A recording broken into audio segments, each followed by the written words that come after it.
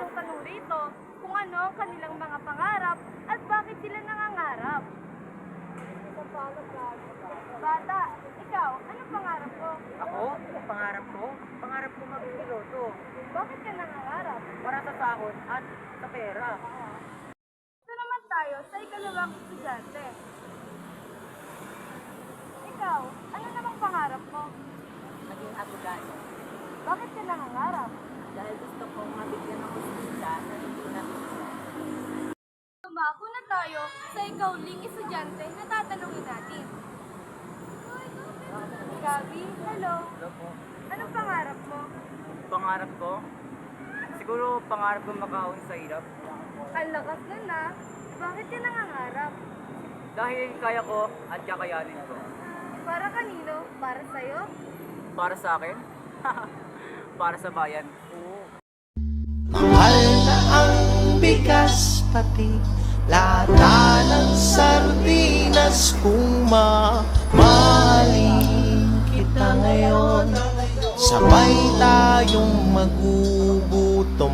Di sapat ang sahod ko kahit tapat ako sa'yo. Sa panahon to, wala nang libre. Ang simpleng serbisyo ng gobyerno para sa ating lahat ay parang lapis. Isusulat pero buburahin lang. Kaya isinasigurado ko na kahit sa panahon ganito, may pag-asa ang Pilipinas magtawid ng SDG 7, 8, 9, 10, and 11. Oh, kamusta ang school yung dalawa ni Kumaya at Gabi? Maayos ba ang inyong pag-aaral?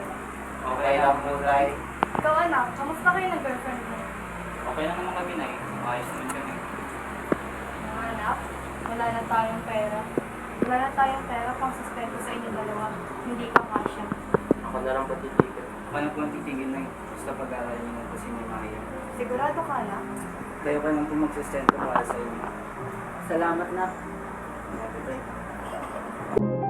Sa mahigit 2 taon, nagtrabaho si Gabi ng nagtrabaho para sa kanyang pamilya at para sa pagkain na kanilang makakain sa pang-araw-araw. Pero hindi naging madali ang kanyang pagtatrabaho dahil ito ay nakapekto sa kanyang kalusugan at sa kanyang pamumuhay. Wait lang, Be.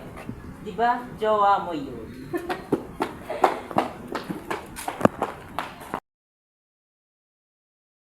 Gabi!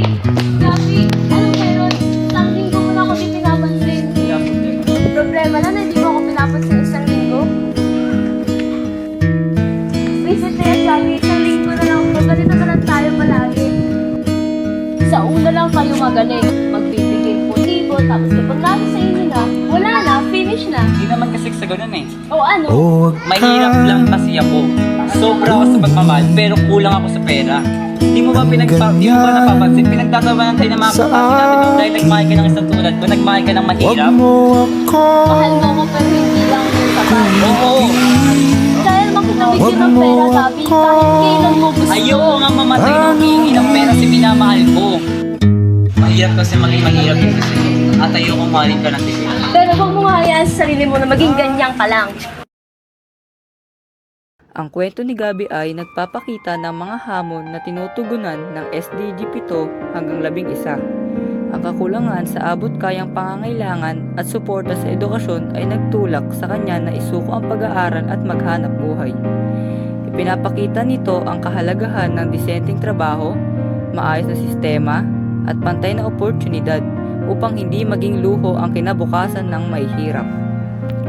Higit pa rito, pinapakita ng agwat nila ni Lindsay ang hindi pagkakapantay-pantay sa lipunan kung saan ang yaman ang nagtatakda kung sino ang karapat-dapat magmahal at mangarap. Ang mga layunin ng SDG ay naglalayong baguhin ang ganitong sistema upang walang mapipilitang magsakripisyo ng pangarap at dignidad dahil lamang sa kahirapan. At sa huli, ang kwentong ito ay nagpapaalala na ang kahirapan ay hindi pagkukulang ng individual, kundi resulta ng mga sistemang kulang sa suporta.